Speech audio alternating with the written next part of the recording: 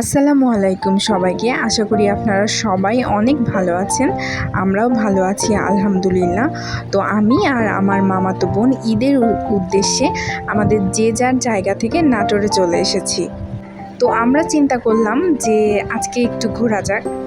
তো চিন্তা করার সাথে সাথেই ঘোরা মানেই তো খাওয়া দাওয়ার একটা বিষয় আছে। তো এই রেস্টুরেন্টে আজকে আমরা একটু খাওয়া দাওয়া করব।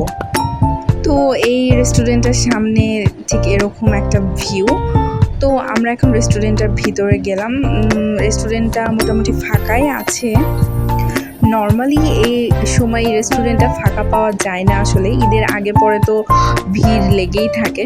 তো আজকে পরিবেশটা আসলেই সুন্দর। এখানে হয়তো কিছুদিন পরে মেলা হবে, তাই এরকম সাজিয়ে রেখেছে।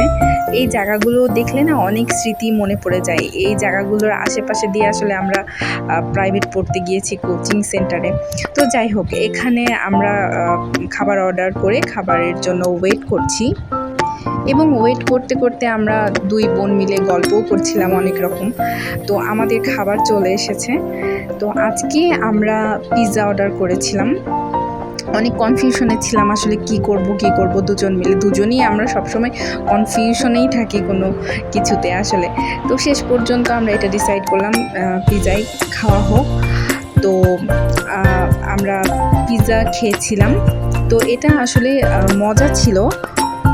খাওয়া দাওয়াটা তো জাস্ট বাহানা মাত্র, কিন্তু মূল বিষয়টা হচ্ছে দুজন একসাথে স্মৃতিচারণ করা, আগেকার অনেক কথা মনে করা, গল্প করা।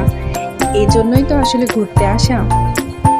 কিন্তু সত্যি কথা বলতে এখানকার পিৎজাটা আসলে ভালো। তো যারা নাটোরে থাকেন তারা চাইলে এখানে এসে অবশ্যই পিৎজা টেস্ট করতে পারেন। আমরা অবশ্যই বলবো, কেননা আমি আমার বোন আমাদের দুজনের কাছেই এটা টেস্ট বলা যায় অনেকটাই ভালো লেগেছে।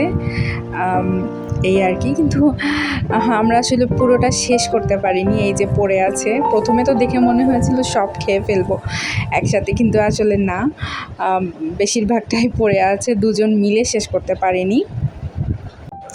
যাই হোক, আমরা বাকি খাবারটুকু বাসার জন্য প্যাক করে নিয়েছি।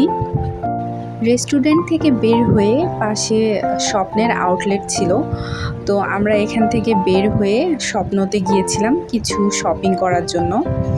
তো এখন আমরা দেখলাম স্বপ্নতে আসলে এখানকার অনেক নতুন নতুন আইটেম এসেছে, যেগুলো আমরা এর আগের বার এসে দেখিনি। তো এটা সত্যি ভালো লাগলো। এখানে অনেক নতুন নতুন অনেক কিছু এসেছে। তো আমরা দুইজন লাস্টে আইসক্রিম নিলাম এবং আইসক্রিম খেলাম। তো আজকের মতো ব্লগটা আমি এখানেই শেষ করছি। আশা করি শীঘ্রই নতুন একটি ব্লগ নিয়ে আপনাদের সাথে দেখা হবে। আসসালামু আলাইকুম।